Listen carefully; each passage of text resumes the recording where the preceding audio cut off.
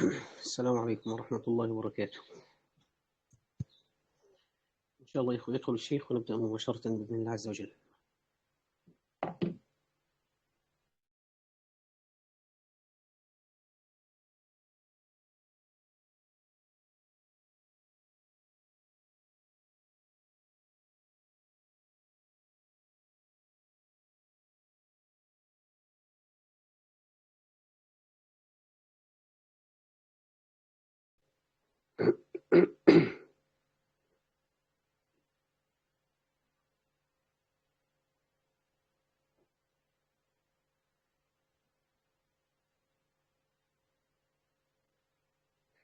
طبعا يا إخوة، القراءة كذلك على شيخنا الشيخ سعيد مصطفى حفظه الله، قد سمعه على الشيخ عبد الرحمن الكتاني والشيخ محمد إسرائيل وغيرهما. أقصد سنن الإمام الترمذي عليه رحمة الله.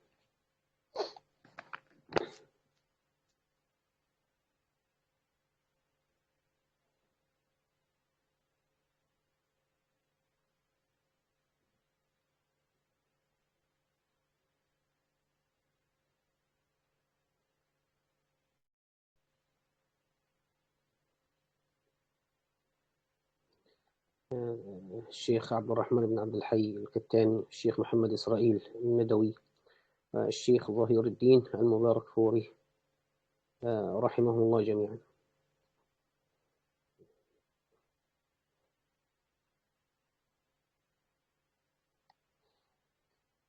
لا إله إلا أنت سبحانك. السلام عليكم ورحمة الله وبركاته. السلام ورحمة الله وبركاته. حياكم الله. حياكم الله شيخنا، كيف حالكم؟ الله يحفظكم. وفيكم شيخنا. تأذنون نبدأ إن شاء الله. الحمد لله وكفى وصلى الله وسلم على النبي المجتبى وعلى 74 شيخ. نعم، باب ما جاء في الوضوء من الريح. أحسن الله إليكم. الحمد لله وكفى وصلى الله وسلم على النبي المجتبى وعلى آل بيته وصحبه ومن سار على نهجه ومن بهديه اهتدى. اللهم اغفر لمشايخي ووالديهم ومشايخهم وأهليهم وطلابهم والسامعين والمسلمين آمين. اللهم وجزهم عنا خير الجزاء يا رب العالمين. وبسندكم أحسن الله إليكم إلى الصحابي الجليل عبد الله بن عمرو بن العاص رضي الله عنهما قال قال رسول الله صلى الله عليه وسلم: الراحمون يرحم. نعم شيخنا، لازال بعيدا. طيب الآن جيد شيخنا إن شاء الله. واضح الصوت عندكم شيخنا الدكتور طاهر؟ حاضر حاضر، بسم الله. طيب الآن شيخنا جيد إن شاء الله. وبسندكم أحسن الله إليكم إلى الصحابي الجليل عبد الله بن عمرو بن العاص رضي الله عنهما قال قال رسول الله صلى الله عليه وسلم: الراحمون يرحمهم الرحمن، ارحموا من في الأرض يرحمكم، أو قال يرحمكم من في السماء. وبسندكم إلى سنن الترمذي للإمام أبي عيسى محمد بن عيسى بن ثورة الترمذي رحمه الله قال: باب ما جاء في الوضوء من الريح. وبي قال حدثنا قتيبة نعم. وبي قال حدثنا نعم. وبي قال نعم شيخنا، الباب 56 عندي، الحديث 74 رقم الحديث. اي 74.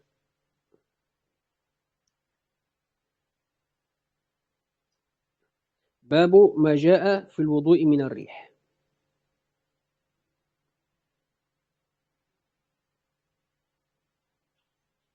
أربعة وسبعين سيدي، 74.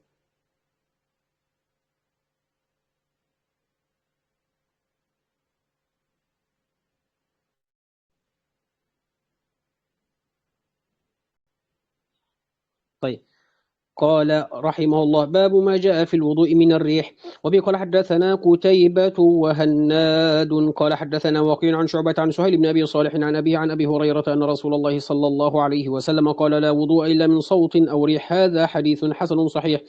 وبه قال حدثنا قتيبة قال حدثنا عبد العزيز بن محمد عن سهيل بن أبي صالح عن أبيه عن أبي هريرة أن رسول الله صلى الله عليه وسلم قال إذا كان أحدكم في المسجد فوجد ريحا بين أليتيه فلا يخرج حتى يسمع صوتا أو يجد ريحا. وفي الباب عن عبد الله بن زيد وعلي بن طلق وعائشة وابن عباس وابن مسعود وأبي سعيد. هذا حديث حسن صحيح، وهو قول العلماء ألا يجب عليه الوضوء إلا من حدث يسمع صوتا أو يجد ريحا. وقال ابن المبارك إذا شك في الحدث فإنه لا يجب عليه الوضوء حتى يستيقن استيقانا يقدر أن يحلف عليه. وقال إذا خرج من قبل المرأة الريح وجب عليها الوضوء، وهو قول الشافعي وإسحاق. وقال حدثنا محمود بن غيلان قال حدثنا عبد الرزاق قال أخبرنا معمر عن همام بن نعم. أحسن الله إليكم شيخنا. أحسن الله. أحسن الله إليكم شيخنا. وبقال حدثنا محمود بن غيلان قال حدثنا عبد الرزاق قال أخبرنا معمر عن همام بن منبه عن أبي هريرة عن النبي صلى الله عليه وسلم قال إن الله لا يقبل صلاة أحدكم إذا أحدث حتى يتوضأ. هذا حديث حسن صحيح. قال باب الوضوء من النوم.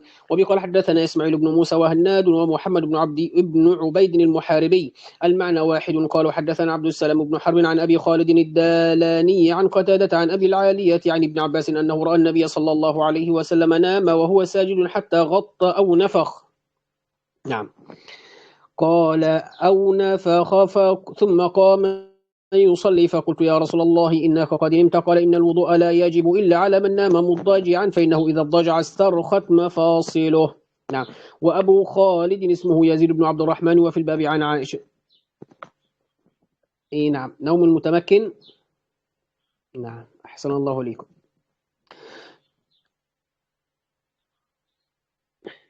نعم.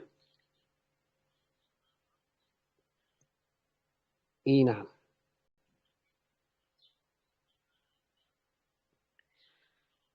نعم. إن استرخى على الجدار. نعم. أحسن الله إليكم شيخنا. نعم.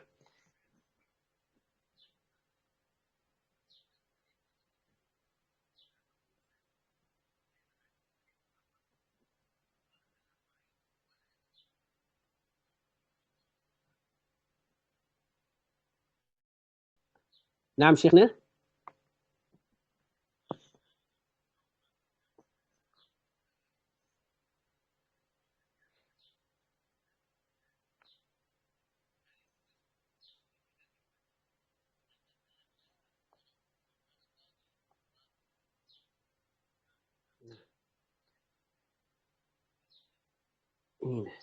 أحسن الله إليكم.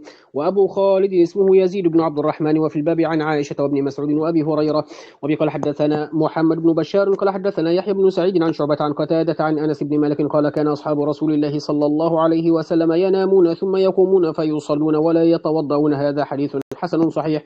قال وسمعت صالح بن عبد الله يقول سألت عبد الله بن المبارك عمن نام قاعدا معتمدا فقال لا وضوء عليه. وقد روى حديث ابن عباس سعيد بن أبي عروبة عن قتادة عن ابن عباس قوله ولم يذكر فيه أبي العالية ولم يرفع. واختلف العلماء في الوضوء من النوم فرأى أكثرهم ألا يجب عليه الوضوء إذا نام قاعدا أو قائما حتى ينام مضطجعا. وبه يقول الثوري وابن المبارك وأحمد. وقال بعضهم إذا نام حتى غلب على عقله وجب عليه الوضوء. وبه يقول إسحاق. وقال الشافعي من نام قاعدا فرأى رؤيا. نعم. من نام قاعدا فرأى رؤيا أو زالت مقعدته لوسن النوم فعليه الوضوء. نعم. نعم. عند الشافعي. نعم. أحسن الله إليكم. قال رحم الله باب الوضوء مما غيرت النار. وبقال حدثنا ابن أبي عمر قال حدثنا سفيان بن عيينة عن محمد بن عمرو عن أبي سلمة عن أبي هريرة قال قال رسول الله صلى الله عليه وسلم الوضوء مما مست النار ولو من ثور أقط. قال فقال له ابن عباس يا أبا هريرة أنا توضأ من الدهن أنا توضأ من الحميم. قال فقال أبو هريرة يا ابن أخي إذا سمعت حديثا عن رسول الله صلى الله عليه وسلم فلا تضرب له مثلا. وفي الباب عن أم حبيبة وأم سلمة وزيد بن ثابت وأبي طلحة وأبي أيوب وأبي موسى. وقد رأى بعض أهل نعم. نعم. نعم، أحسن الله إليكم شيخنا. قال: وقد رأى بعض أهل العلم الوضوء مما غيرت النار، وأكثر أهل العلم من أصحاب النبي صلى الله عليه وسلم والتابعين ومن بعدهم على ترك الوضوء مما غيرت النار. قال: باب ما جاء في ترك الوضوء مما مست النار. وبه قال: حدثنا ابن أبي عمر قال حدثنا سفيان بن عيينة قال حدثنا عبد الله بن محمد بن عقيل أنه سمع جابرا قال سفيان: وحدثنا محمد بن المنكدر عن جابر قال: خرج رسول الله صلى الله عليه وسلم وأنا معه، فدخل على امرأة من الأنصار فذبحت له شاة فأكل، وأتته بقناع من رطب فأكل منه، ثم توضأ للظهر وصلى ثم انصرف، فأتته بعلالة من علالة الشاة فأكل، ثم صلى العصر ولم يتوضأ. وفي الباب عن أبي بكر الصديق، ولا يصح حديث أبي بكر في هذا الباب من قبل إسناده، إنما رواه حسام بن مسق عن ابن سيرين عن ابن عباس عن أبي بكر الصديق عن النبي صلى الله عليه وسلم، وصحيح إنما هو عن ابن عباس عن النبي صلى الله عليه وسلم، هكذا روى الحفاظ. وروي من غير وجه عن ابن سيرين عن ابن عباس عن النبي صلى الله عليه وسلم، ورواه عطاء بن يسار وعكرمة ومحمد بن عمرو بن عطاء وعلي بن عبد الله بن عباس وغير واحد عن ابن عباس عن النبي صلى الله عليه وسلم، ولم يذكروا فيه عن أبي بكر، وهذا أصح. وفي الباب عن ابن عباس وأبي هريرة وابن مسعود وأبي رافع وأم الحكم وعمرو بن أمية وأم عامر وسويد بن النعمان وأم سلمة. والعمل على هذا عند أكثر أهل العلم من أصحاب النبي صلى الله عليه وسلم والتابعين ومن بعدهم مثل سفيان الثوري وابن المبارك والشافعي وأحمد وإسحاق، رأوا ترك الوضوء مما مست النار، وهذا آخر الأمرين من رسول الله صلى الله عليه وسلم، وكأن هذا الحديث ناسخ للحديث الأول، حديث الوضوء مما مست النار. هذا هو شيخنا صحيح؟ أي أحسن الله إليكم. قال: باب الوضوء من لحوم الإبل. وبقال حدثنا هناد قال حدثنا أبو معاوية عن الأعمش عن عبد الله الرازي عن عبد الرحمن بن أبي ليلى عن البراء بن عازب قال: سئل رسول الله صلى الله عليه وسلم عن الوضوء من لحوم الإبل فقال: توضأوا منها. وسئل عن الوضوء من لحوم الغنم فقال: لا تتوضأوا منها. وفي الباب عن جابر بن سامرة وأسيد بن حضير قال: وقد روى الحجاج بن أرطاط هذا الحديث عن عبد الله عن عبد الرحمن بن أبي ليلى عن أسيد بن حضير، والصحيح حديث عبد الرحمن بن أبي ليلى عن البراء بن عازب، وهو قول أحمد وإسحاق. وروى عبيدة عن عبد الله الرازي عن عبد الرحمن بن أبي ليلى عن ذي الغرة، وروى حماد بن سلمة عن هذا الحديث عن الحجاج بن أرطاط فأخطأ فيه، وقال فيه عن عبد الرحمن بن أبي ليلى عن أبيه عن أسيد بن حضير، والصحيح عن عبد الله الرازي عن عبد الرحمن بن أبي ليلى عن البراء. قال إسحاق: وأصح ما في هذا الباب حديثان عن رسول الله صلى الله عليه وسلم، حديث البراء وحديث جابر بن سمرة. قال: باب الوضوء من مس الذكر. وأبي قال حدثنا إسحاق بن منصور قال حدثنا يحيى بن سعيد القطان عن هشام بن عروة قال أخبرنا. ما هو شيخنا؟ تفضل.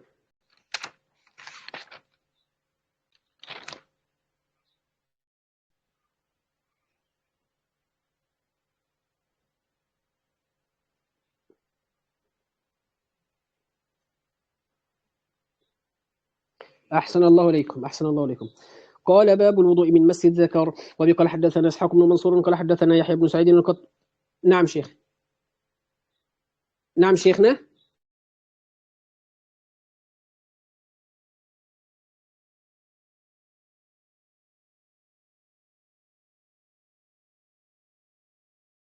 أحسن.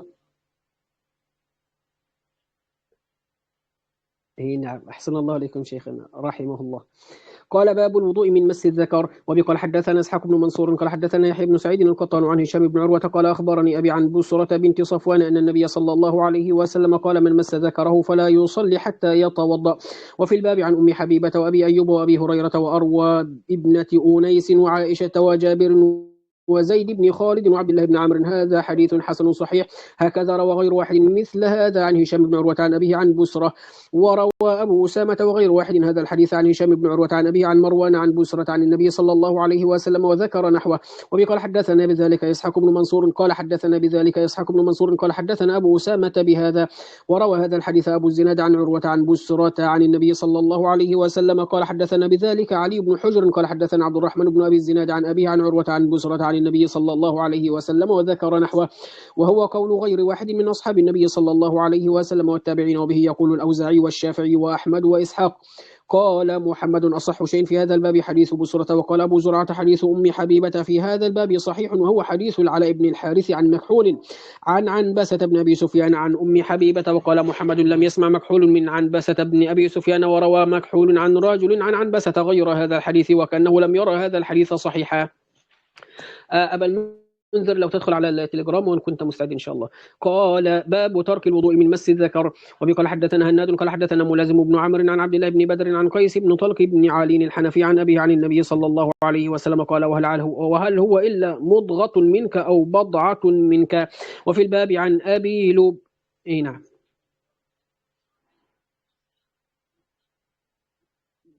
يعني العمل عليه شيخنا صحيح. أحسن الله إليكم. قال وفي الباب عن أبي أمامة وقد روي عن غير واحد من أصحاب النبي صلى الله عليه وسلم وبعض التابعين أنهم لم يروا الوضوء من مس الذكر، وهو قول أهل الكوفة وابن المبارك، وهذا الحديث أحسن شيء روي في هذا الباب.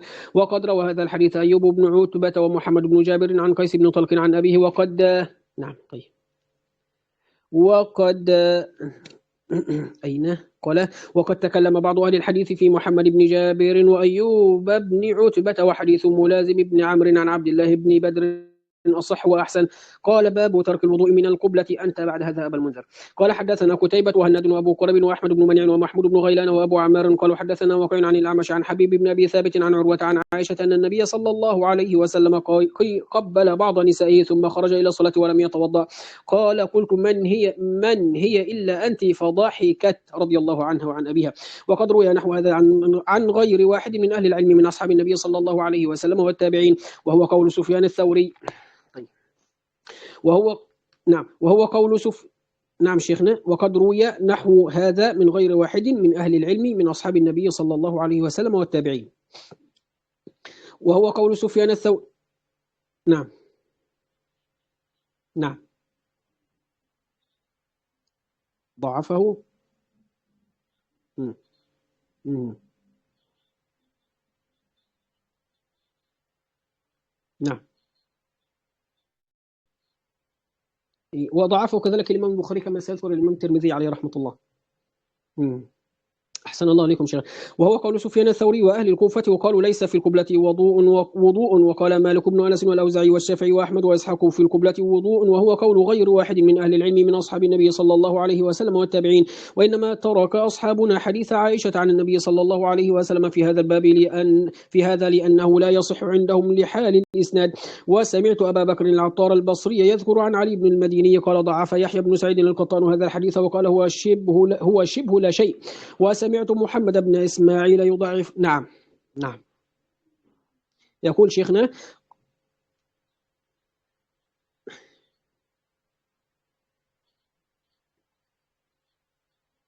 نعم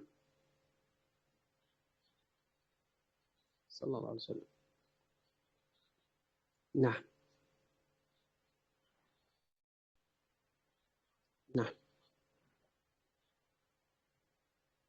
صحيح. أحسن الله عليكم. قال نعم رضي الله عنكم شيخنا. قال وسمعت محمد بن إسماعيل يضعف هذا الحديث. وقال حبيب بن أبي ثابت لم يسمع من عروة. وقد روي عن إبراهيم التيمي عن عائشة أن النبي صلى الله عليه وسلم قبلها ولم يتوضأ، وهذا لا يصح أيضا، ولا نعرف لإبراهيم التيمي سماعا من عائشة، وليس يصح عن النبي صلى الله عليه وسلم في هذا الباب شيء. طيب أبا المنذر تكمل. بسم الله الرحمن الرحيم. الحمد لله رب العالمين وبإحسانكم أحسن الله إليكم. الإمام الترمذي رحمه الله تعالى في جامعه قال باب الوضوء من القي والرعاف. به حدثنا أبو عبيدة بن أبي السعفري قال إسحاق بن منصور قال أبو عبيدة حدثنا وقال إسحاق أخبرنا عبد الصمد بن عبد الوارث قال حدثني أبي عن حسين المعلم عن يحيى بن أبي كثير قال حدثنا عبد الرحمن بن عمرو أوزاعي عن عيش بن الوليد عن معدان بن أبي طلحة عن أبي الدرداء أن رسول الله صلى الله عليه وسلم قاء فتوضأ فلقيت ثوبان في مسجد دمشق فذكرت ذلك له فقال صدق أنا صبت له وضوءه. وقال إسحاق بن منصور معدان بن طلحة وقال أبو عيسى وابن أبي طلحة صح. وقال أبو عيسى وقد روى غير واحد من أهل العلم من أصحاب النبي صلى الله عليه وسلم وغيره من التابعين الوضوء من القي والرعاف، وقول سفيان الثوري بن مبارك وأحمد وإسحاق. وقال بعض أهل العلم ليس في القي والرعاف وضوء، وهو قول مالك والشافعي. وقد جود حسين المعلم هذا الحديث، وحديث حسين أصح شيء في هذا الباب. وروى معمر هذا الحديث عن يحيى بن كثير فأخطأ فيه وقال عن يعيش بن الوليد عن خالد بن معدان عن ابي الدرداء ولم يذكر فيه الاوزاعي، وقال عن خالد بن معدان وانما هو معدان بابي طلحه باب الوضوء بالنبيذ. وابي حدثنا ان قال حدثنا شريك عن ابي فزاره عن ابي زيد عن عبد الله بن مسعود قال سالني ابي ما في اداوتك، وقلت نبيذ، وقال تمره طيبه وماء طهور، قال فتوضا منه. قال ابو عيسى وانما روي هذا الحديث عن ابي زيد عن عبد الله عن النبي صلى الله عليه وسلم، وابو زيد رجل مجهول عند اهل الحديث لا نعرف له روايه غير هذا الحديث. وقد روى بعض اهل العلم الوضوء بالنبيذ من سفيان وغيره، وقال بعض اهل العلم لا يتوضا بالنبيذ، وقول الشافعي واحمد واسحاق. وقال اسحاق ان ابتلي رجل بهذا فتوضا بالنبيذ يتيمم احب اليه. قال ابو عيسى وقول من يقول لا يتوضا بالنبيذ اقرب الى الكتاب واشبه، لان الله تعالى قال فلم تجدوا ماء فتيمموا صعيدا طيبا. باب المضمضة من اللبن. بحدثنا قتيبة قال حدثنا تقريبا قول الأحناف. أحسن الله عليك صحيح. أحسن الله عليك صحيح. أخذت الأحناف وقول لأحمد. أحسن الله إليك. أحسن الله إليك. باب المضمضة من اللبن. بحدثنا قتيبة قال حدثنا الليث عن عقيل عن عقيل عن زهري عن عبيد الله عن ابن عباس رضي الله تعالى عنه أن النبي صلى الله عليه وسلم شرب لبنا فدعا بماء فمضمض وقال إن له السماء. وفي الباب عنه عن سالم بن سعد وام سلمة. وقال ابو عيسى هذا حديث حسن صحيح. وقد روى بعض اهل العلم المضمضة من اللبن، وهذا عندنا على الاستحباب، ولم يرى بعضهم المضمضة من اللبن. باب في كراهية رد السلام غير متوضئ. وبه حدثنا نصر بن علي ومحمد بن الشاري قال حدثنا ابو احمد عن سفيان عن الضحاك بن عثمان عن نافع عن ابن عمر رضي الله عنه ان رجلا سلم على النبي صلى الله عليه وسلم وهو يبول فلم يرد عليه. قال ابو عيسى هذا حديث حسن صحيح، وانما يكره هذا عندنا اذا كان على الغائط والبول. واذا وقد فسر بعض اهل العلم ذلك، وهذا احسن شيء روي في هذا الباب. وفي الباب عن مهاجر بن قنفذ عن عبد الله بن حنظله عن قمة بن الفغواء وجابر والبراء جاء في سؤل الكلب. حدث بن عبد الله العنبري قال حدثنا معتمر بن سليمان قال سمعت ايوب عن محمد بن سيرين عن النبي صلى الله عليه وسلم قال يصلينا اذا ولغ فيه الكبس 7 مرات اولهن، او قال اخرهن بالتراب، واذا ولغت فيه الهره غسل مره. قال ابو عيسى هذا حديث حسن صحيح، وهو قول الشافعي واحمد واسحاق. وقد روي هذا الحديث من غير وجه عن ابي هريره عن النبي صلى الله عليه وسلم نحو هذا، ولم يذكر فيه واذا ولغت فيه الهره غسل مره. في الباب عن عبد الله بن مغفل باب ما جاء في سور الهره. وبه حدثنا اسحاق بن موسى الانصاري قال حدثنا معن قال حدثنا مالك بن انس عن اسحاق عن بن عبد الله بن ابي طلحه عن حميدة ابنة عبيد بن رفاعة عن كبشة بن كعب بن ابنتي، وكانت عند ابن ابي قتاده ان قتاده دخل عليها قالت سكبت وضوءا، قالت جاءت سرة تشفص غلها لنا حتى شربت. قالت كبشة فقالت كبشة فران ينظر فقالت تعجبني يا ابنة اخي؟ فقلت نعم. قال ان رسول الله صلى الله عليه وسلم قال انها ليست بنجس انما هي الطوافين عليك والطوافات. في الباب عن عائشة وابي هريره. قال ابو عيسى هذا حديث حسن صحيح، وهو قول اكثر علماء اصحاب النبي صلى الله عليه وسلم والتابعين من بعدهم مثل الشافعي واحمد واسحاق، ولم يروا بسور الهره بأداء. وهذا احسن شيء في هذا الباب. وقد جود مالك هذا الحديث عن اسحاق بن عبد الله بن ابي طلحه ولم يأتي به أحد أتم من هذا. باب المسح على الخفين. حدثنا هناد قال حدثنا وكيع عن الأعمش عن أبي إبراهيم عن أبي الحارث قال بال جرير بن عبد الله ثم توضأ مسح على خفيه وقيل لا تفعل هذا. قال وما يمنعني وقد رأيت الرسول صلى الله عليه وسلم يفعله. وقال وكان يعجب حديث جرير بن الإسلام وكان بعد نزول المائدة. وفي الباب عن عمر وعلي وحذيفة المغيرة وبلال وسعد وأبي أيوب وسلمان وبريدة وعمرو بن أمية وأنس وسعد بن سعد ويعلى بن مرة وعبادة بن الصامت وأسامة بن شريك وأبي أمامة وجابر وأسامة بن زيد. قال أبو عيسى حديث جرير حسن صحيح ويروى عن شارب بن حوشب قال رأيت جرير بن عبد الله توضأ ومسح على خفيه فقلت له في ذلك، وقال رأيت الرسول صلى الله عليه وسلم توضأ ومسح على خفيه وقلت له قبل المائدة بعد المائدة. ما شاء الله قراءتك ولا خير ألاحق قراءتك بعدك. سألني الشيخ قراءتك ما شاء الله تبارك الله جيدة عم شيخ يعني تعلم الطريق يعني. ايه جزاك الله خير جزاك الله. تصير فيها ما تخطئ لكن يعني حدثت اليوم. لا ابشر نصفف ابشر. فقال ما اسلمت الا بعد المائده. وابي حدثنا وبي قال حدثنا بذلك قتيبة حدثنا خالد بن زياد الترمذي عن مقاتل بن حيان عن شارب بن حوشب عن جرير. وروى بقيه عن ابراهيم بن ادهم عن مقاتل بن حيان عن شارب بن حوشب عن هذا حديث مفسر لأن نكر المسح على الخفين أولا مسح النبي صلى الله عليه وسلم الخفين كان قبل نزول المائدة. وذكر جين في حديث أنه رأى النبي صلى الله عليه وسلم مسح على الخفين بعد نزول المائدة. باب المسح على الخفين للمسافر والمقيم. به حدثنا قتيبة قال حدثنا أبو عوان عن سعيد بن مسروق عن إبراهيم التيمي عن عمرو بن ميمون عن أبي عبد الله الجدلي عن خزيمة بن ثابت عن النبي صلى الله عليه وسلم أنه سأل عن المسح على الخفين فقال للمسافر 3 والمقيم يوم. وابو عبد الله الجدلي اسمه عبد بن عبد يقال عبد الرحمن بن عبد. قال ابو عيسى هذا حديث حسن صحيح في الباب عن علي وابي بكر وابي هريره وصفوان بن عسان وعوف بن مالك وابن عمر جرير وبي حدثنا هناد قال حدثنا ابو الاحوص عن عاصم بن النجود عن الزر بن حبيش عن صفوان بن عساء قال كان رسول الله صلى الله عليه وسلم كنا سفراء الا نزع خفافنا 3 ايام ولا يليهن الا من جنابه ولكن من بول من غائط وبول ونوم. قال ابو عيسى هذا حديث حسن صحيح. وقد روى الحكم بن عتبة وحماد عن ابراهيم النخعي عن عبد الله ابي الجدري عن خزيمة ثابت ولا يصح. قال علي بن المديني قال يحيى قال شعبة لم يسمع ابراهيم النخعي عن ابي عبد الله الجدري حديث المسح. وقال زايد عن منصور كنا في حجرة ابراهيم التيمي معنا ابراهيم النخعي حدثنا ابراهيم التيمي عن عمرو بن ميمون عن ابي عبد الله الجدري عن خزيمة ثابت عن النبي صلى الله عليه وسلم في المسح على الخفين. قال محمد احسن شيء في هذا الباب حديث صفوان بن عسال. قال ابو عيسى وهو قول العلماء اصحاب النبي صلى الله عليه وسلم والتابعين بعدهم من الفقهاء مثل سفيان الثوري وابن المبارك الشافعي واحمد واسحاق قالوا يمسح المقيم يوما وليله ومسافر 3 ايام وليلهن. وقد روي عن بعض اهل العلم انهم لم يؤقتوا في المسح على الخفين. وقول مالك بن انس والتوقيت وصاحب باب في المسح على الخفين اعلاه واسفله بحدنا وليد الدمشقي قال حدثنا وليد بن موسى قال اخبرني ثور بن يزيد عن رجاء بن حيوة عن كاتب المغيرة عن المغيرة بن شعبة النبي صلى الله عليه وسلم مسح اعلى الخف واسفله. قال ابو عيسى وقول غير واحد من اصحاب النبي صلى الله عليه وسلم والتابعين وبه يقول مالك والشافعي واسحاق واحمد. وهذا حديث معلول لم يسلم عن ثور بن يزيد غير الوليد بن مسلم. وسالت ابا زرعه محمد على هذا الحديث وهذا حديث معلول. أين هو؟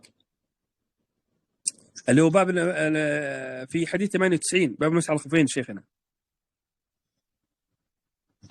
اللي هو مسح اعلى الخف واسفله.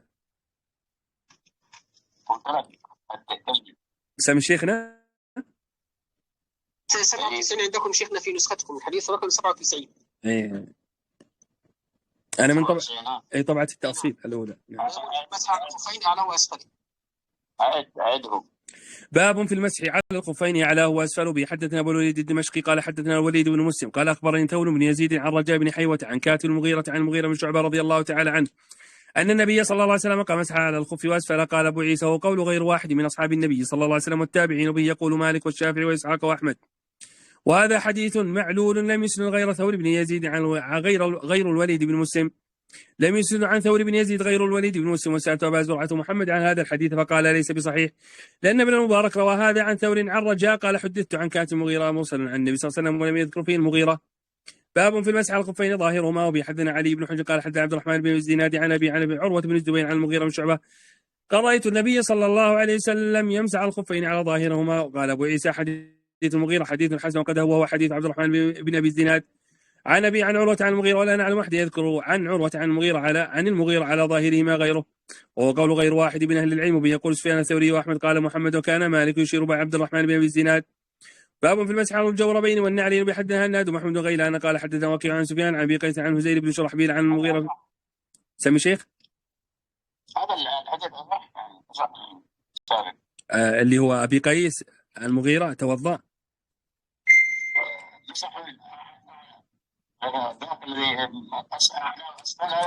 هذا احسن الله عليك احسن الله عليك.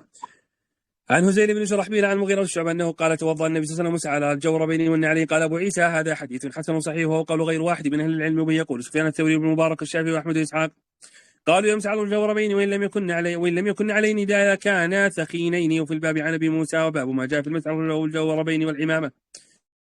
وبحدثنا محمد بن بشار قال حدثنا يحيى بن سعيد القطار عن سليمان التيمي عن بكر بن عبد الله المزني عن الحسن عن المغيرة عن ابن المغيرة بن شعبة عن ابي قال توضأ النبي صلى الله عليه وسلم ومسح على الخفين والعمامة. قال بكر وقد سمعت بن ابن المغيرة. وذكر محمد بن بشار هذا في هذا الحديث في موضع آخر أنه مسح على ناصيته وعمامته. وقد روي اليوم بيمسحوا على هذا السرة الدورة الخفيف هذا. نعم أحسن الله عليك. وقد روي هذا الحديث من غير وجه عن المغيرة بن شعبة. ذكر بعض المسح على الناصية والعمام ولم يذكر بعض من الناس. وسمعت أحمد بن الحسن يقول سمعت أحمد بن حنبل رحمه الله تعالى يقول ما رأيت بعيني مثل يحيى بن سعيد القطان رحمه الله. وفي الباب عن عامر بن أمية وسلمان وثوبان بن أمامة رضي الله تعالى عنه. قال أبو عيسى حديث المغيرة بن شعبة حديث حسن صحيح وهو غير واحد من أهل العلم أصحاب النبي صلى الله عليه وسلم منهم أبو بكر وعمر وأنس. وبه يقول أوزاعي وأحمد وإسحاق قالوا يمسح على العمامة. قال سمعت بالجارود بن معاذ يقول سمعت وكيع الجراح أن مسح على العمامة يجزئه للأثر. وبي حدثنا قتيبة بن سعيد قال حدثنا بشر المفضل عن عبد الرحمن بن إسحاق عن أبي عبيدة بن محمد بن عمار بن ياسر قال سألت جابر بن عبد الله عن مسح الخفين فقال السنة يا ابن أخي. وسألت عن مسح العمامة فقال أمس الشعر. وقال غير واحد من أهل العلم من أصحاب النبي صلى الله عليه وسلم والتابعين لا يمسح على العمامة لا يمسح برأسه مع العمامة. وقول سفيان الثوري ومالك وابن أنس وابن المبارك والشافعي. سمي شيخ. لو لم يمسح على الإمامة يصح الوضوء. الإمامة ليست الأفضل. النبي صلى الله عليه وسلم حشر الإمامة على رأسه ومسح مقدم على رأسه، والتكميل على الإمامة يعني سنة وليس بواجب يعني. تفضل. أحسن الله إليك. وهو قول سفيان الثوري مالك بن أنس بن المبارك الشافعي ويحدثنا هناد قال حدثنا علي بن مسلم عن الأعمش عن الحكم عن عبد الرحمن بن أبي ليلى عن كعب بن عجرة عن بلال النبي صلى الله عليه وسلم مسح على الخفين والخمار باب ما جاء في الغسل من الجنابة. وبيحدثنا هناد قال حدثنا وكيع عن الأعمش عن سالم بن أبي الجعد عن كريب عن ابن عباس عن خالة ميمونة قالت وضعت للنبي صلى الله عليه وسلم غسلا فاغتسل من الجنابة فأكفى الإناء بشماله على يمينه فغسل كفيه ثم أدخل يده في الإناء ثم فأفاض على فرجه ثم دلك بيده الحائط والأرض ثم مضمض استنشق وغسل وجهه وذراعيه فأفاض على رأسه ثلاثة ثم أفاض على سائر جسده ثم تنحى فغسل رجليه. قال أبو عيسى هذا حديث حسن صحيح في الباب عن أم سلمة وجابر وأبي سعيد وجبير بن مطعم وأبي هريرة رضي الله تعالى عنهم. وبيحدثنا من أبي عمر قال حدثنا سفيان عن هشام بن عروة عن أبي عن عائشة قالت كأن الرسول صلى الله عليه وسلم إذا أراد يغتسل من الجنابة بدأ فغسل يديه قبل أن يدخلهما الإناء ثم غسل فرجه وهو يتوضأ وضوءه للصلاة ثم يشرب شعره ثم يشرب شعره الماء ثم يحثي على رأسه حديث. قال أبو عيسى هذا حديث حسن صحيح وهو الذي اختاره للعلم في الغسل من الجنابة أنه يتوضأ وضوءه للصلاة ثم يفرغ على رأسه 3 مرات ثم يفيض الماء على سائر جسده ثم يغسل قدميه. والعمل على هذا عند أهل العلم قالوا إن انغمس الجنب في الماء ولم يتوضأ أجزاء وهو قول الشافعي وأحمد إسحاق. باب هل تنقض المرأة شعرها عند الغسل. وبحدثنا ابن عمر قال حدثنا سفيان عن أيوب بن موسى عن المقبري عن عبد الله بن رافع عن أم سلمة قالت قلت يا رسول الله إني امرأة تشد ظفر رأسي أفأنقض لغسل الجنابة ظفر رأسي فانقضه لغسل الجنابة. قال لا إنما يكفيك أن تحتي على رأسك 3 حثيات ثم تفيضين على سائر جسدك الماء فتطهرينه. قال فإذا أنت قد تطهرتِ. قال أبو عيسى هذا حديث حسن صحيح والعمل هذا عند أهل العلم أن الماء إذا اغتسل من الجنابة لم تنقض شعرها أن ذلك يجزيها بعد أن تفيض الماء على رأسها. باب ما جاء تحت كل شعرة جنابة. وبحدثنا نصر بن علي قال حدثنا حارث بن وجيه قال حدثنا مالك بن دينار عن محمد بن سيرين عن أبي هريرة عن النبي صلى الله عليه وسلم قال تحت كل شعرة جنابة وغسل الشعر وانقل البشر. وبالباب عن علي وانس قال حديث الحارث بن وجيه حديث غريب لا نعرف الا من حديثه وهو شيخ ليس بذاك وقد روى عنه غير واحد من الائمه وقد تفرد بهذا الحديث عن مالك بن دينار ويقال الحارث بن وجيه ويقال ابن وجبه. باب في الوضوء بعد الغسل. بحدثنا اسماعيل بن موسى قال حدثنا شريك عن ابي اسحاق عن الاسود عن انس رضي الله عنه النبي صلى الله عليه وسلم كان لا يتوضا بعد الغسل. قال ابو عيسى هذا قول غير واحد من اصحاب النبي صلى الله عليه وسلم والتابعين لا يتوضا بعد الغسل. باب اذا جاء اذا التقى الختانان فوجب الغسل. وبحدثنا ابو موسى احد محمد المثنى قال حدثنا الوليد بن مسعود عن الاوزاعي عن عبد الرحمن بن القاسم عن ابي عن عائشه قالت اذا جاوز الختان وجب الغسل ففعلت انا ورسول الله صلى الله عليه وسلم فاغتسلنا. في الباب عن ابي هريره وعبد الله بن عمرو ورافع بن خديجه رضي الله تعالى عنهم. وبحدثنا هناد قال حدثنا وكيع عن سفيان عن علي بن زيد عن سعيد بن مسيب عن عائشة قال النبي صلى الله عليه وسلم إذا جاوز الختان وجب الغسل. قال أبو عيسى حديث عائشة حديث حسن صحيح. قال وقد روي هذا الحديث عن عائشة النبي صلى الله عليه وسلم من غير وجه إذا جاوز الختان وجب الغسل وهو قول أكثر العلماء وهو قول أكثر أهل العلم أصحاب النبي صلى الله عليه وسلم منهم أبو بكر وعمر وعثمان وعلي وعائشة والفقهاء من التابعين وبعدهم مثل سفيان الثوري الشافعي وأحمد إسحاق قالوا إذا التقى الختانان وجب الغسل. باب ما جاء أن الماء من الماء. وبحد أحمد بن قال حد عبد الله بن مبارك قال حدثنا يوسف بن يزيد عن الزهري عن سالم بن سعد عن أبي بن كعب قال إنما كان الماء من الماء رخصة في أول الإسلام ثم نهي عنها. وبحد أحمد بن قال حدثنا مبارك قال حدثنا معمر عن الزهري بهذا السند مثله. قال أبو عيسى هذا حديث حسن صحيح وإنما كان الماء من الماء في أول الإسلام ثم نسخ بعد ذلك. وهكذا روى غير واحد من أصحاب النبي صلى الله عليه وسلم منهم أبي بن كعب ورافع بن خديج. والعمل على هذا عند أكثر العلم على أنه إذا جامع الرجل امرأته في الفرج وجب عليهم الغسل وإن لم ينزلها. وبحدثنا علي بن حجر قال أخبرنا شريك عن أبي الجحافي عن ابي الجحافي عن اكرم عن ابن عباس قال انما الماء من الماء في الاسلام. قال ابو عيسى سمعت الجارود يقول سمعت وكيع ان يقول لم نجد هذا الحديث الا عند شريك في الباب عن عثمان بن عفان وعلي بن ابي طالب والزبير وطلحه وابيوب وابي سعيد عن النبي صلى الله عليه وسلم قال الماء من الماء. وابو الجحافي اسمه داود بن ابي عوف ويروى عن سفيان الثوري قال حدثنا ابو الجحافي وكان مرضيا. باب في من يستيقظ فيرى بللا ولا يذكر احتلاما. وبحدثنا احمد بن قال حدثنا حماد ابن خالد الخياط عن عبد الله ابن عمر عن عبيد الله بن عمر عن القاسم محمد عن عائشة قد سئل النبي صلى الله عليه وسلم عن الرجل يجد البلل لا يذكر احتلاما قال يغتسل.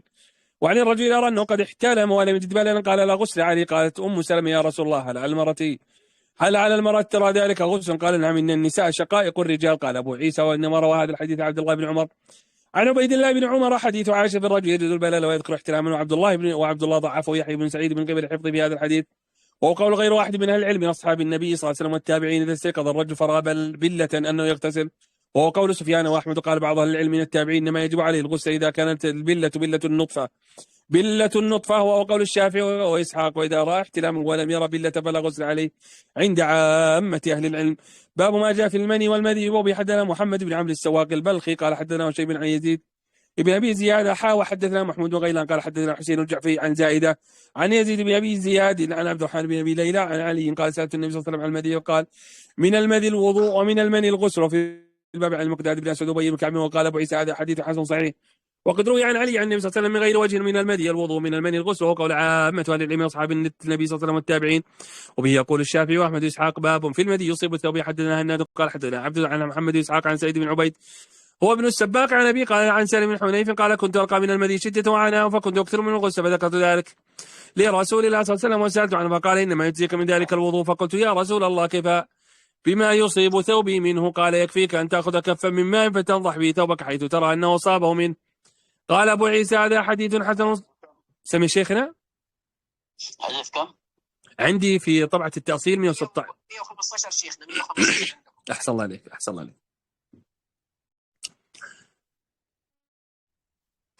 هو الشيخ يقول لك لا تسرع بالمنذر، لكن هو يقول لي أنا 115 شيخنا رقم الحديث. الشيخ صلاح أنا ما أسرعت الحين خفيف الحين. نعم شيخنا.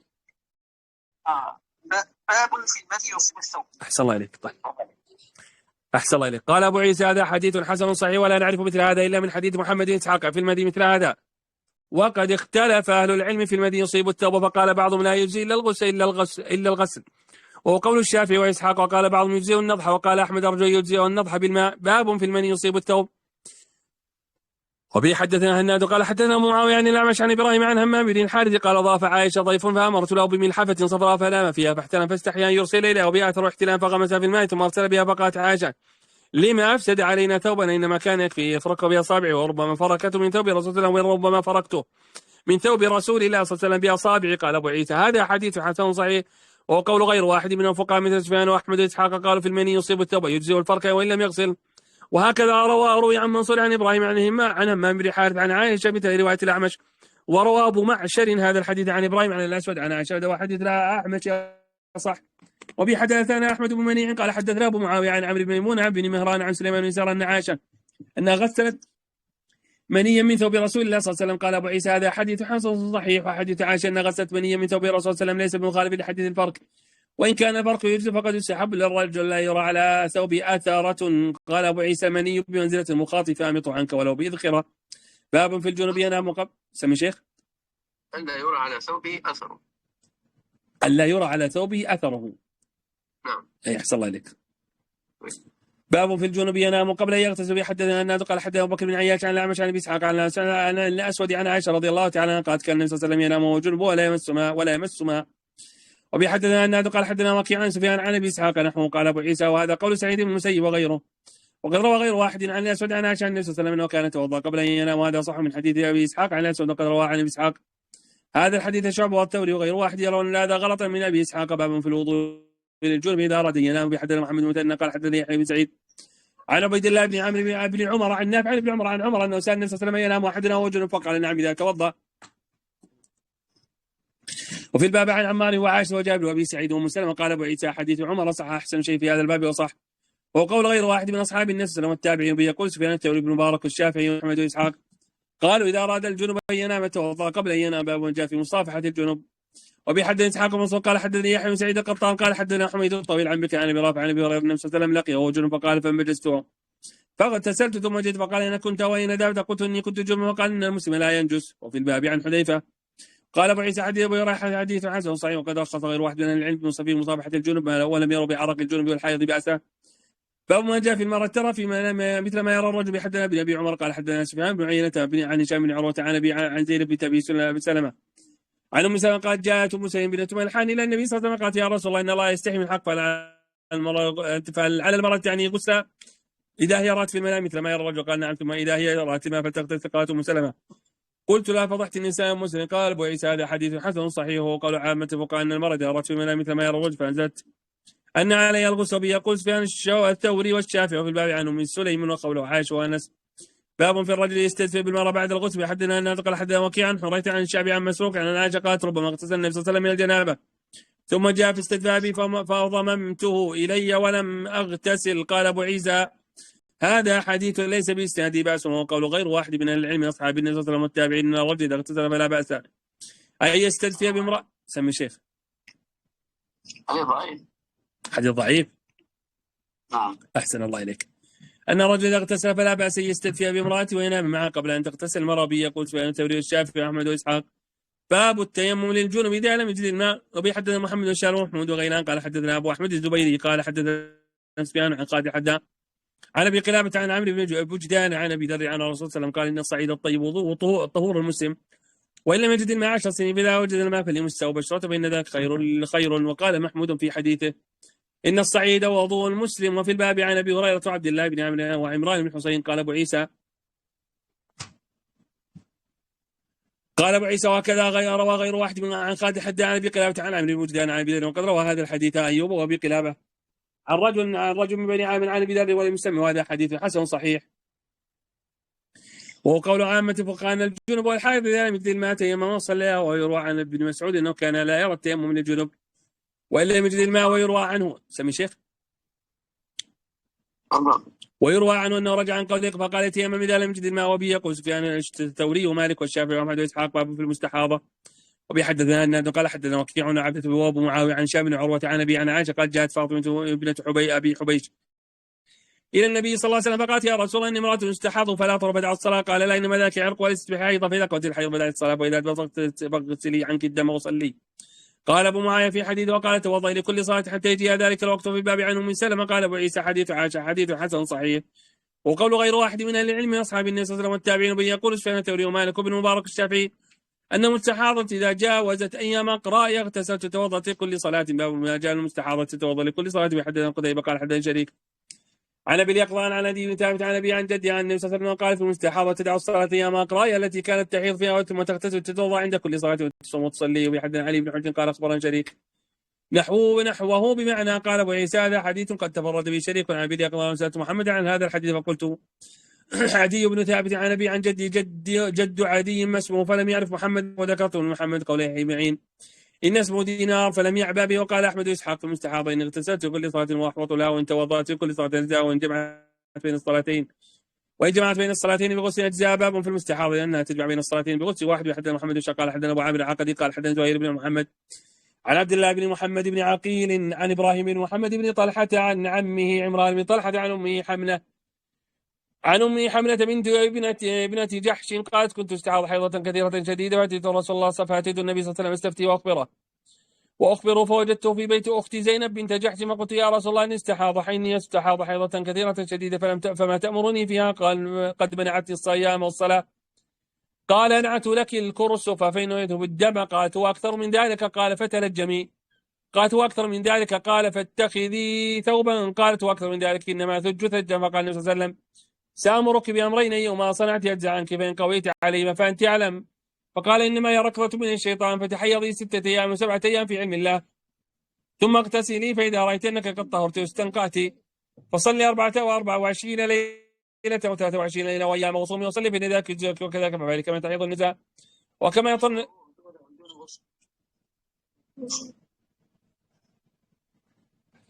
أو 23 ليلة وأيام وصومي وصلي فإن ذلك يجزئك فافعلي كما تحيض النساء وكما يطهرن لميقات حيضين وطهرين فإن قويت على أن تؤخر الظهر وتعجي عصر ثم تغتسلين حين تطهرين تصلين الظهر والعصر جميعا ثم تؤخرين المغرب وتعجين عشاء ثم تغتسلين تجمعين الصلاتين فافعلي تغتسلين الصبح وتصلين وكذلك فافعلي صومين قويت على ذلك.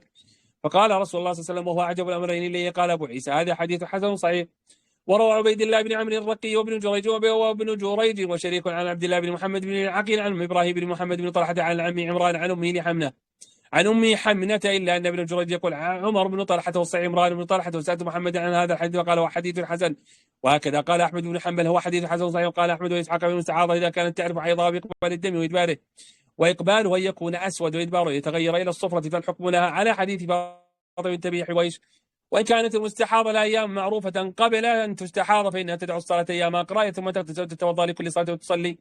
وإذا استمر بها الدم ولم يكن لها أيام معروفة لم تعرف الحيض بإقبال الدم من إدباره فالحكم على حديث حمل بنت جحش. وقال الشافعي المستحاض إذا استمر بها الدم في أول ما تقدم فدامت على ذلك فإنها تدعو الصلاة ما بينها وبين 15 يوما فإذا طهرت في 15 يوما أو قبل ذلك فإنها أيام حيض فإذا أرادت الدم أكثر من 15 يوما فإنها تقضي صلاة 14 يوما ثم تدعو الصلاة بعد ذلك أقل ما تحيض النساء وهو يوم وليلة. قال أبو عيسى واختلف أهل العلم في أقل الحيض وأكثره فقال بعض أهل العلم أقل الحيض 3 وأكثره 10 وهو قول سفيان الثوري وأهل الكوفة وبه يأخذ ابن مبارك وروي عنه خلاف هذا. وقال بعض العلم عطاء بن أبي رباح أقل الحيض يوم وأكثره 15 وهو قول الأوزاعي ومالك والشافعي وأحمد وإسحاق باب ما جاء في المستحاضة أنها تغتسل عند كل صلاة.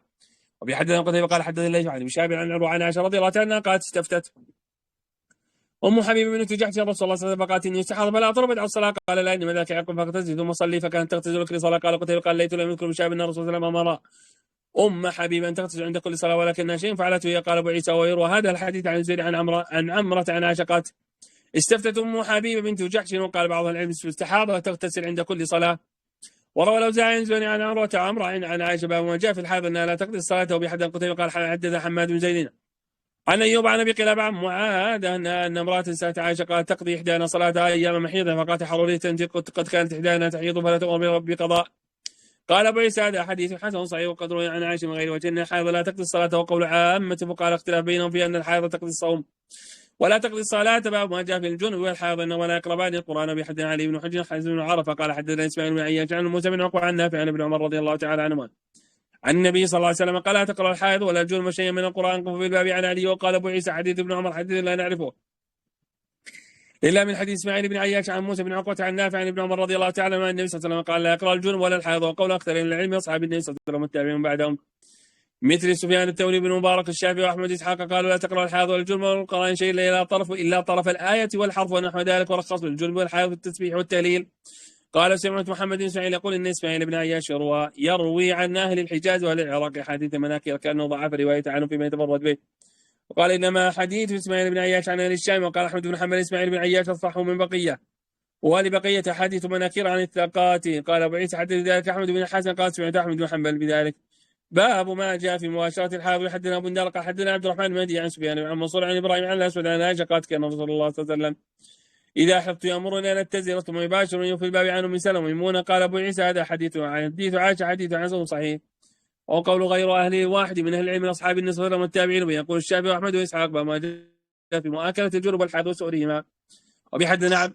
وبيحدثنا عباس عن بري ومحمد بن العلاء قال حدثنا عبد الرحمن بن مهدي قال حدثنا معاوية بن صالح عن العلاء بن الحارث عن حزام بن حكيم عن عمي عبد الله بن سعد قال سألت النبي صلى الله عليه وسلم عن مؤاكلة الحائض فقال واكلها. وفي الباب عن عائشة وأنس. وقال أبو عيسى حديث عبد الله بن سعد حديث حسن غريب وهو قول عامة أهل العلم لم يروا بمؤاكلة الحائض بأس واختلفوا في فضل وضوئها فرخص في ذلك بعضهم وكره بعضهم فضل طولها.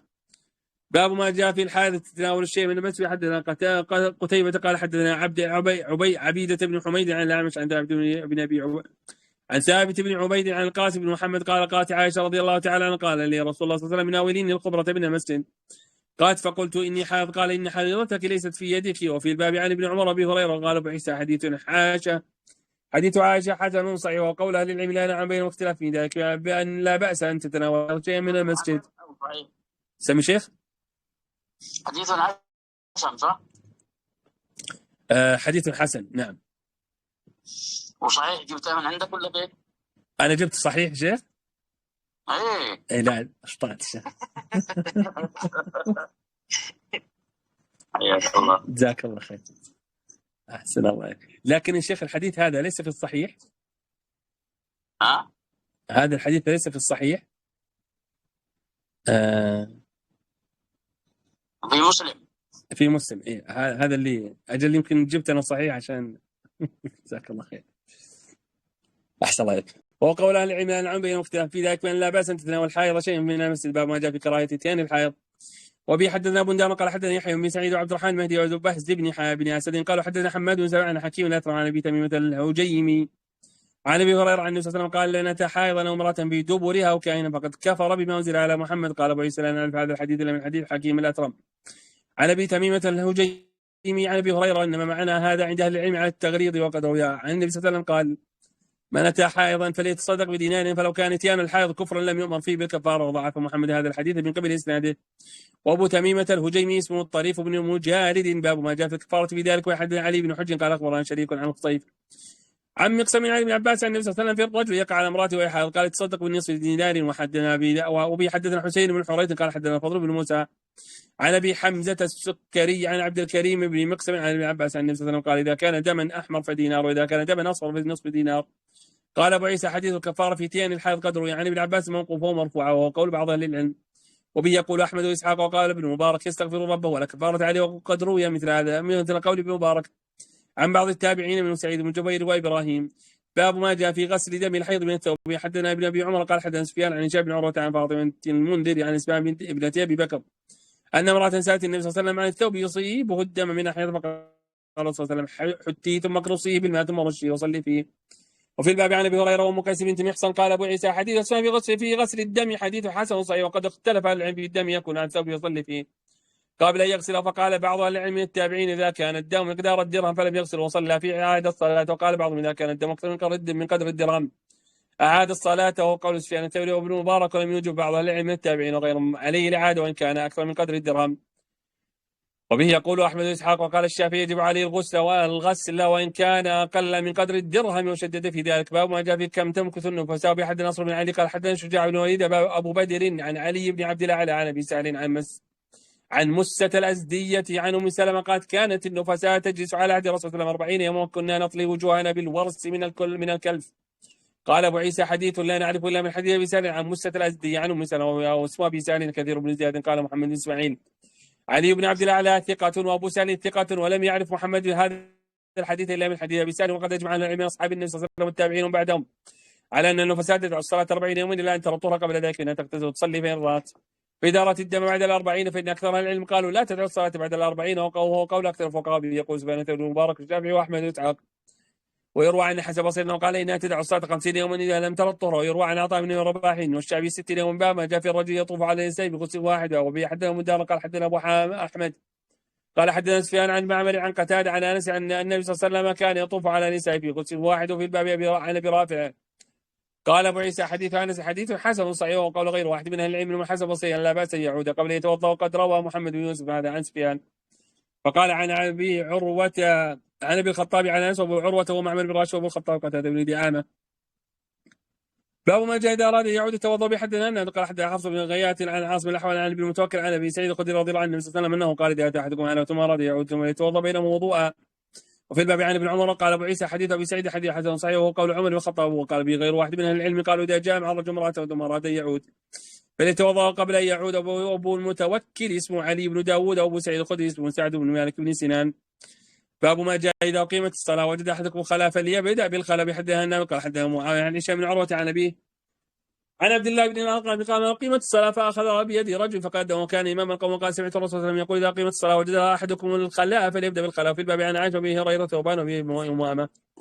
قال ابو عيسى: حديث عبد الله بن الارقم حديث حسن صحيح، وهكذا روى مالك بن انس ويحيى بن سعيد القطان وغير واحد من الحفاظ عن هشام بن عروه عن ابيه عن عبد الله بن الارقم. وروى وهيب وغيره عن هشام بن عروه عن ابيه رجل عن عبد الله بن الارقم، وقول غير واحد من اصحاب الحديث والتابعين. وبه يقول احمد واسحاق قال: لا يقوم الى الصلاه وهو يجد شيء من الغائط والبول. وقال: ان دخل في الصلاه فوجد شيء من ذلك فلينصرف ما لم يشغله. وقال بعض اهل العلم: لا باس ان يصلي به غائط وبول ما لم يشغل ذلك عن الصلاه.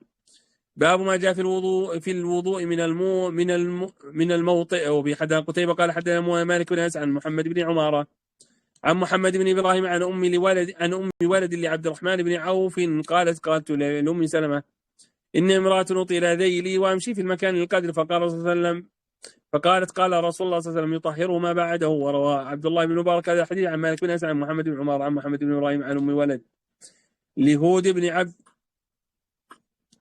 بن عبد الرحمن بن عوف عن ام سلمة وهو هون، وانما هو عن ام ولد لابراهيم بن عبد الرحمن بن عوف عن ام سلمة، وهذا الصحيح. وفي الباب عن عبد الله بن مسعود قال: كنا نصلي مع رسول الله ولا نتوضا من الموطئ. قال ابو عيسى: وقول غير واحد من اهل العلم قالوا: اذا وطئ الرجل على المكان القادر انه لا يجب عليه غسل القدم الا ان يكون رطبا فيغسل ما اصابه. باب ما جاء في التيمم. حدثنا ابو حفص عن عمرو بن علي الفلاس قال حدثنا يزيد بن زرع قال حدثنا سعيد عن قتاده عن عزرة عن سعيد بن عبد الرحمن عن بن ابزان به عن عمار بن ياسر النبي صلى الله عليه وسلم امره بالتيمم الوجه والكفين في باب عن عائشه وابن عباس قال ابو عيسى حديث عمار حديث حسن صحيح. وقد روي عن عمار من غير وجه وهو قول غير واحد من اهل العلم من اصحاب النبي صلى الله عليه وسلم منهم علي وعمار وابن عباس وغير واحد من التابعين من الشعبي وعطاء ومكحول قالوا التيمم ضربة الوجه والكفين به يقول احمد واسحاق. وقال بعض اهل العلم من ابن عمر وجابر وابراهيم والحسن التيمم ضربة للوجه ضربة اليدين موافقين به يقول سفيان ومالك وابن مبارك الشافعي.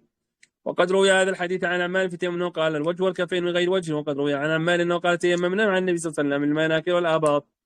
وضعف بعض اهل الحديث في حديث عمار عن النبي صلى الله عليه وسلم تيمم الوجهين والكفين لما روي عنه حديث المناكب والاباط. وقال ابن اسحاق وابن ابراهيم وحديث عمار في التيمم الوجهين والكفين وحديث اسحاق وحديث عمار تيممنا عن النبي صلى الله عليه وسلم المناكب والاباط ليس هو بالمخالف له حديث الوجه والكفين لأن عمارا لم يذكر النبي صلى الله عليه وسلم أمره بذلك وإنما قال فعلنا كذا وكذا. فلما سأل النبي صلى الله عليه وسلم أمره بالوجه والكفين والدليل على ذلك ما أفتى به عمار بعد النبي صلى الله عليه وسلم بالتيمم أنه قال الوجه والكفين فبهذا دلالة أنه انتهى إلى ما علمه النبي صلى الله عليه وسلم. وبحدثنا يحيى بن موسى قال حدثنا سعيد بن سليمان قال حدثنا هشيم عن محمد بن خالد القرشي عن داوود بن حسين عن نكر بن عباس رضي عمار تذكير. سمي الشيخ. أقول والله أعلم أن حديث عمار تذكير وليس تعليم. نعم. قال له كان يكفيك أن تقول هكذا. نعم.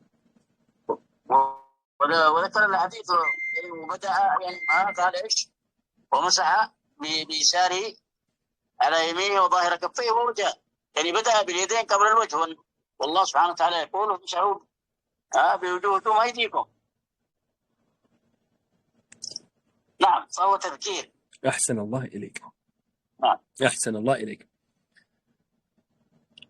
بعد النبي صلى الله عليه وسلم في التيمم قال وجهه كفيه في هذا دلاله على ان انتهى الى ما علمه النبي صلى الله عليه وسلم بحدثنا يحيى بن موسى قال حدثنا سعيد بن سليمان قال حدثنا هشيم عن محمد بن خالد القرشي عن داوود بن حسين عن نكر بن عباس رضي الله تعالى عنه انه سئل عن التيمم فقال ان الله قال في كتابه حين ذكر الوضوء فاغسلوا وجوهكم وايديكم الى المرافق. وقال في التيمم فامسحوا بوجوهكم وايديكم وقال واستعرقوا فقطع ايديهما فكانت السنه في القطع الكفين انما هو الوجه والكفين عند التيمم. قال أبو عيسى هذا حديث حسن صحيح غريب بابه. وبي حدثنا أبو سعيد الأشج قال حدثنا حفص بن غياث وعقبة بن خالد قال حدثنا عمش وابن أبي ليلى عن عمرو بن مرة عن عبد الله بن سلمة عن علي قال كان رسول الله صلى الله عليه وسلم يقرئنا القرآن على كل حال ما لم يكن جنبا. قال أبو عيسى هذا أبو عيسى حديث علي حديث حسن صحيح. وبه قال غير واحد من العلم من أصحاب النبي صلى الله عليه وسلم والتابعين قالوا يقرأ الرجل القرآن على غير وضوء ولا يقرأ في المصحف إلا وهو طاهر. وبه يقول سفيان الثوري الشافعي وأحمد وإسحاق باب ما جاء في البول يصيب الارض. بحدثنا ابن ابي عمر وسعيد بن عبد الرحمن المخزومي قال حدثنا سفيان بن عيينة. سم ما حكم الجوال؟ ما حكم هذا؟ المصحف في الجوال ما ياخذ حكم يا شيخنا ولا؟ احسن الله اليك. تقصد لدخول الخلايا يا شيخ؟ لا في القراءة هنا قال ايش؟ يقرأ الرجل القرآن على غير وضوء ولا يقرأ في المصحف إلا وهو طاهر. نعم. أيوة لا يقرأ في المصحف إلا وهو طاهر. طيب القراءة من الجوال؟ ما تجوز ما تعتبر مصحف؟ نعم. أحسن الله إليك. نعم ما يعتبر مصحف. أحسن الله إليك. وبيحدثنا ابن عمر وسعيد بن عبد الرحمن المخزومي. سمي شيخ؟ إلا الجنوب. إلا الجنوب. نعم. قال حدثنا سفيان بن عيينة عن زهري عن سعيد بن المسيب عن ابي هريرة قال دخل اعرابي المسجد والنبي صلى الله عليه وسلم جالس وصلى فلما فرغ قال اللهم ارحمني ومحمد ولا ترحم معنا احدا. فالتفت اليه النبي صلى الله عليه وسلم فقال قد تحجرت واسعا فلم يربط بال في المسجد فازرع عليه الناس. فقال النبي صلى الله عليه وسلم اهريقوا عليه سجلا من ماء او دلوا من ماء. ثم قال انما بعثتم ميسرين وتبعثم معسرين. وقال سعيد قال سفيان وحدثني يحيى بن سعيد عن مالك نحو هذا وفي الباب عن عبد الله بن مسعود وابن عباس وثلاثة من أسقع. قال أبو عيسى هذا حديث حسن صحيح والعمل على هذا عند بعض أهل العلم وهو قول أحمد إسحاق. قد روى يونس هذا الحديث عن الزهري عن عبيد الله بن عبد الله عن أبي هريرة. سم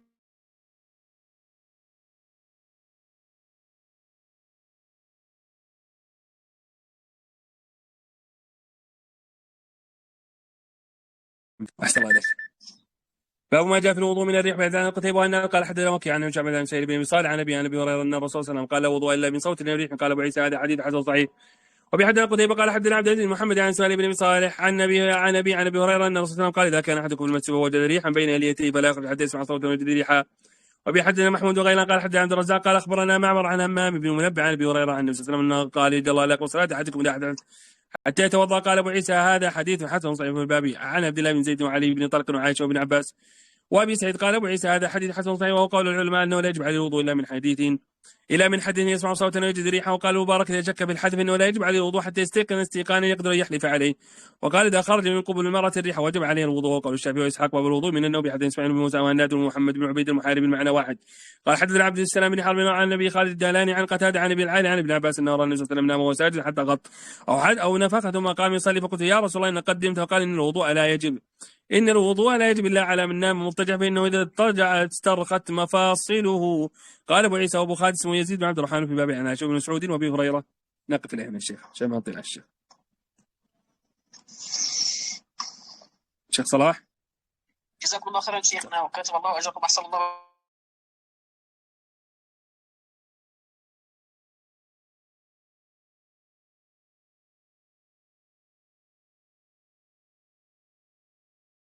جزاكم الله خيرا يا اخوه، احسن الله اليكم وكتب الله اجركم. نستودعكم الله عز وجل. سبحانك اللهم وبحمدك نشهد ان لا اله الا انت نستغفرك ونتوب اليك. السلام عليكم ورحمه الله وبركاته. اين وقفنا شيخ صلاح الله يكرمك يا رب؟ وقفنا شيخنا عند ابواب الصلاه عن رسول الله صلى الله عليه وسلم. ابواب الصلاه عن رسول الله صلى الله عليه وسلم. باب ما جاء في مواقيت الصلاه عن النبي صلى الله عليه وسلم. نستودعكم الله عز وجل. جزاكم الله السلام عليكم خيرا. ورحمة الله وبركاته. وإياكم شيخنا كتب الله أجركم.